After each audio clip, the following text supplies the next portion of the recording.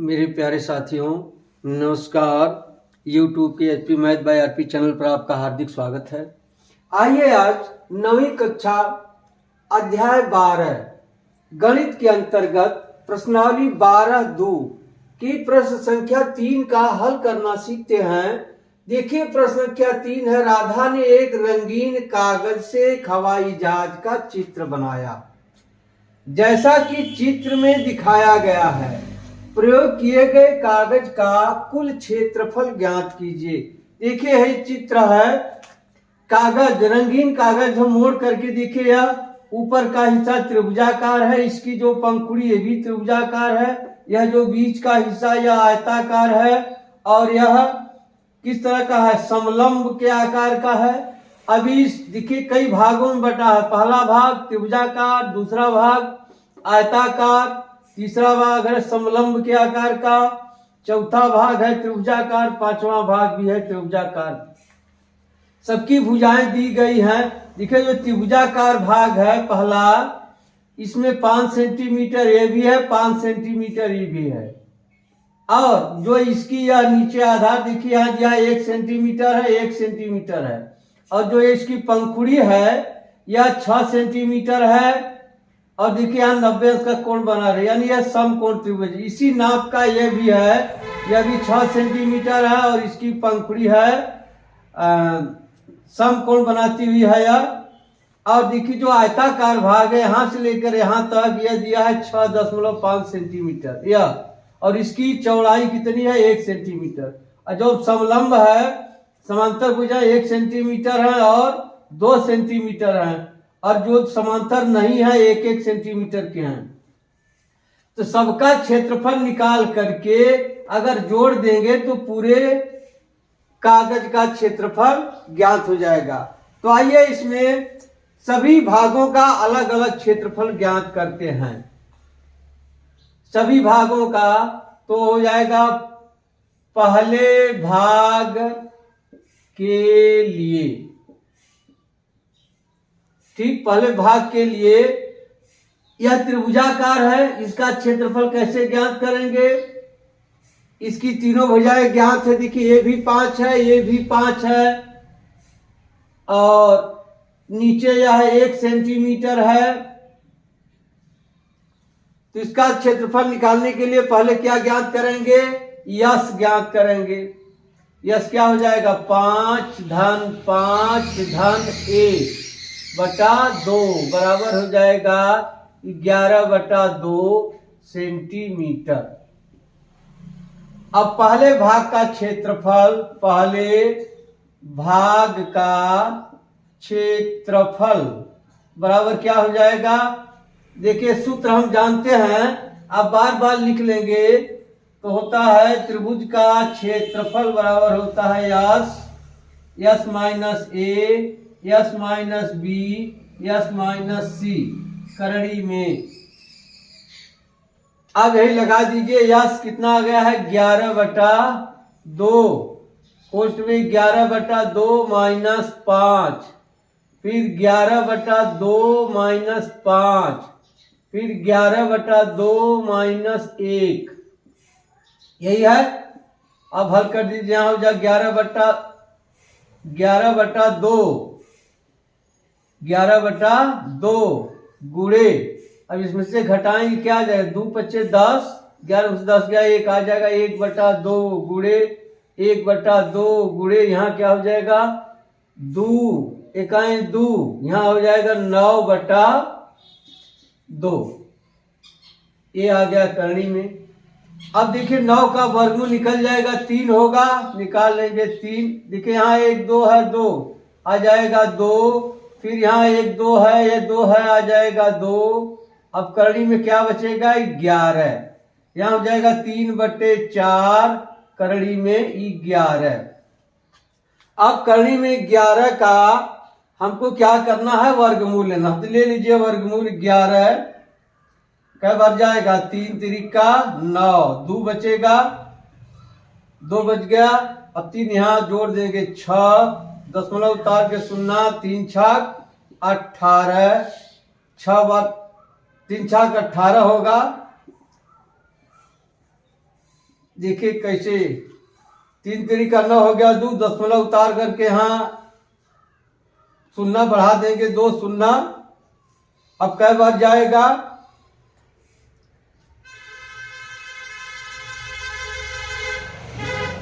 6 6 त्रिक 18 लगभग 3 बार जाएगा।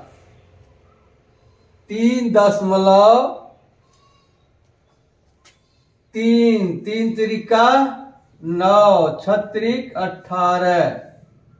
अब यहाँ बचेगा 10 में से 9 गया 1, 9 में से 8 गया 1, 3 इसमें जोड़ देंगे, आ जाएगा 6, यहाँ हो जाएगा 6।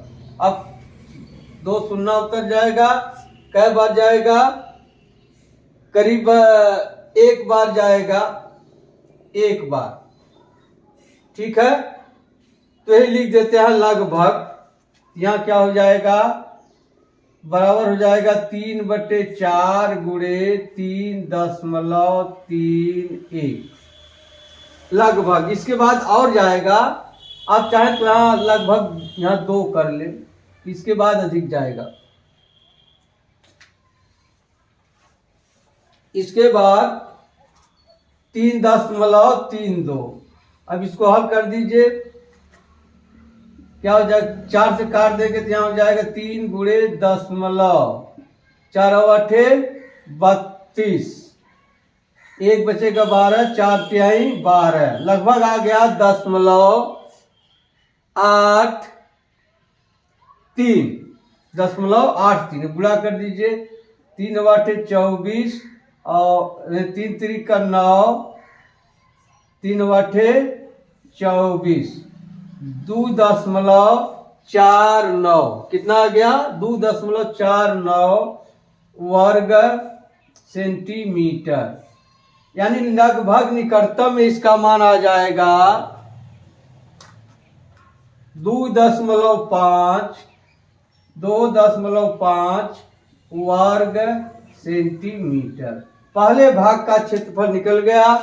अब आइए दूसरे भाग का क्षेत्रफल ज्ञात करते हैं। दूसरे भाग के लिए दूसरा भाग क्या है, आयताकार है, यहाँ हो जाएगा दूसरे भाग का क्षेत्रफल, बराबर क्या हो जाएगा, आयताकार है। देखिए यह लंबाई हो गई, यह चौड़ाई हो गई, क्या हो जाएगा 6.5 गुणे 1 बराबर क्या आ गया 6.5 वर्ग सेंटीमीटर। अब दूसरे भाग का क्षेत्रफल लिख लीजिए, यहाँ हो जाएगा दूसरे भाग का क्षेत्रफल बराबर 6.5 वर्ग सेंटीमीटर। 2 निकल गया। अब देखिए तीसरे भाग का क्षेत्रफल ज्ञात करना है, इसी में थोड़ी दिक्कत है। समांतर भुजाएं तो दिया है, लेकिन इसके बीच की दूरी नहीं दिया है, तो कैसे ज्ञात करेंगे। देखिए आप कई तरह से निकाल सकते हैं। मान लीजिए हाँ, इस पे सीधी रेखा खींच दिया इस तरह से, और इस रेखा को भी आगे तक बढ़ा दिया। देखिए यह समानांतर है, ये दोनों रेखाएं कैसी हैं, समानांतर हैं, तो इनके बीच की लंबवत दूरी क्या होगी, समान होगी। तो यह भी 1 सेंटीमीटर होगा, लंबवत दूरी समान होगी, यह समानांतर है। अब यहाँ क्या है, देखिए इस पर लंब है, यह बन गया क्या, एक यह भी है, एक यह भी है, आयत बन गया। अब देखिए यह भी दूरी आपस में बराबर है और यह भी दूरी आपस में बराबर है। अब इसको हम सर्वांगसम सिद्ध कर सकते हैं। देखिए यह बराबर इसके है, यह कोण इसके बराबर है और कर्ण आपस में बराबर है। इस त्रिभुज यह त्रिभुज सर्वांगसम है। सर्वांगसम यहाँ सिद्ध करने की आवश्यकता नहीं है। जब सर्वांगसम हो गए तो यह भुजा भी इस भुजा के बराबर होगी। अब देखिए 2 सेंटीमीटर पूरा दिया है, तो 1 सेंटीमीटर यह निकल गया, 1 सेंटीमीटर बचा, इसके बराबर होगा। नहीं तो आइए अलग से समझ लेते हैं। इस तरह से देखिए है, इस तरह से अब इसको यहाँ से मिला दिए, लंब डाल दिए, यह 1 सेंटीमीटर है, यह भी 1 सेंटीमीटर होगा।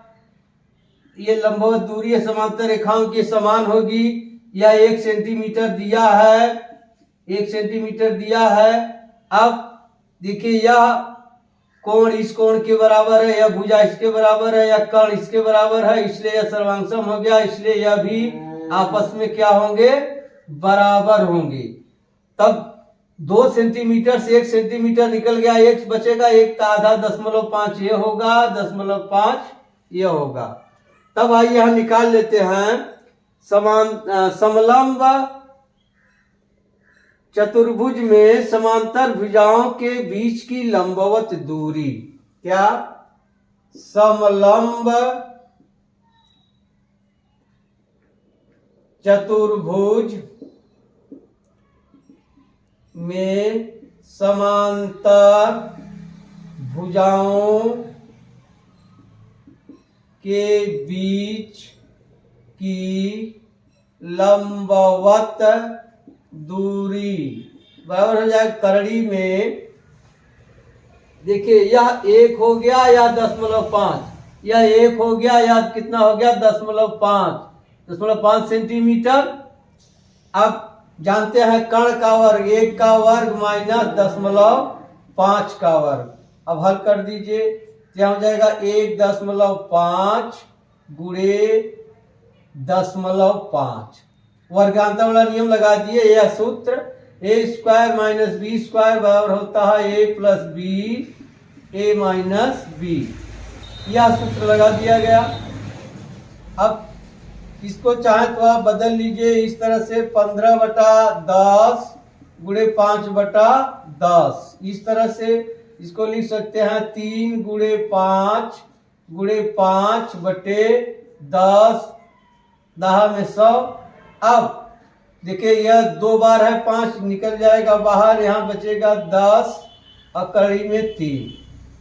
अब हो जाएगा 5/10 गुणे कड़ी में 3। कड़ी में 3 का वर्गमूल आपको याद होगा क्या होता है, 1.73 लगभग।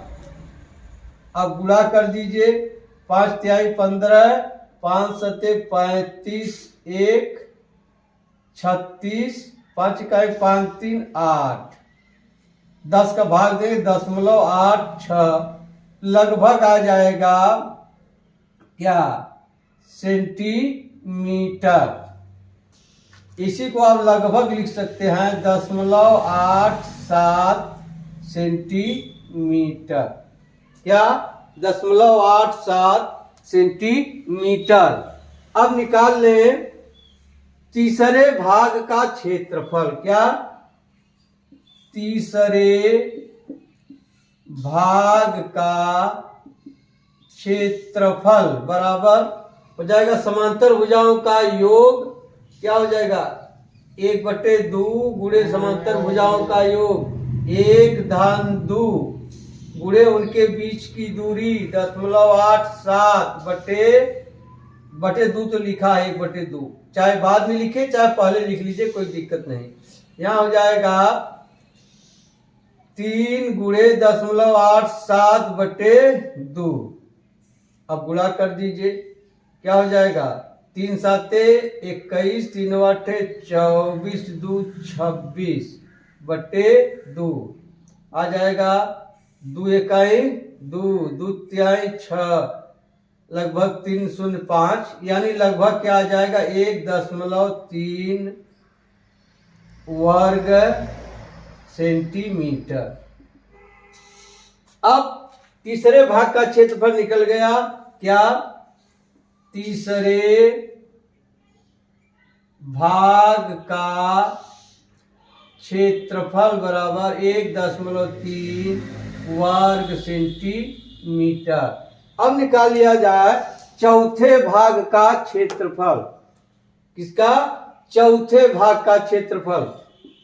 अब यहां हो जाएगा चौथे भाग का क्षेत्रफल बराबर, देखिए समकोण त्रिभुज है, यह 6 है और यह कितना है 1.5 सेंटीमीटर है। तो क्या होगा क्षेत्रफल आधार गुणे ऊंचाई बटे 2 तो हो जाएगा 6 गुणे 1.5 बटे 2 बराबर हल कर देंगे क्या आ जाएगा 2 तिहाई ये कट जाएगा आ जाएगा 4.5 वर्ग सेंटीमीटर। अब चौथे भाग का क्षेत्रफल हो गया चौथे भाग का क्षेत्रफल बराबर हो गया 4.5 वर्ग सेंटीमीटर।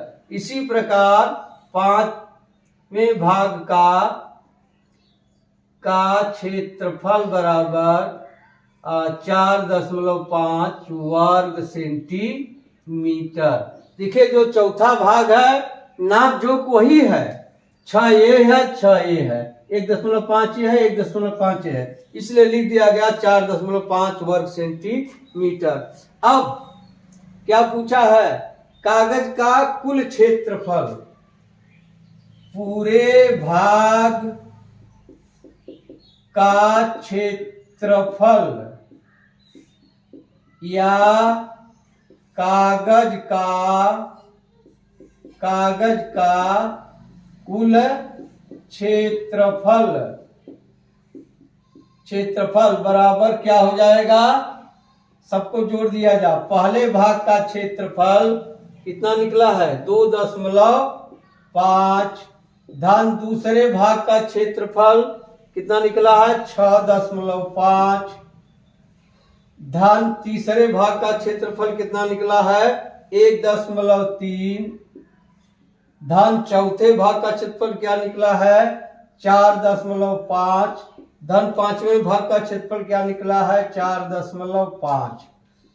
अब जोड़ दीजिए 5 5 10 3 13 13 10 23 यहाँ हो गया 3 2 4 2 6 4 10 11 6 17 2 19 19.3 वर्ग सेंटीमीटर क्या आ गया 19.3 वर्ग सेंटीमीटर। अब उत्तर हो जाएगा देखिए लगभग है लगभग 19.3 आ सकता 19.4 आ सकता 19.5 आ सकता है क्योंकि सभी दूरियां सभी हल जो है लगभग निकाले गए हैं एकदम एक्यूरेट नहीं निकाले गए हैं तब उत्तर हो जाएगा पूरे कागज का क्षेत्रफल बराबर 19.3 वर्ग सेंटीमीटर लगभग। ठीक अब आप समझ गए होंगे। अब लगाइएगा यदि कोई समस्या हो तो आप इस नंबर पर संपर्क करिएगा। अब मिलते हैं अगली वीडियो में तब तक के लिए धन्यवाद। जय हिंद जय भारत।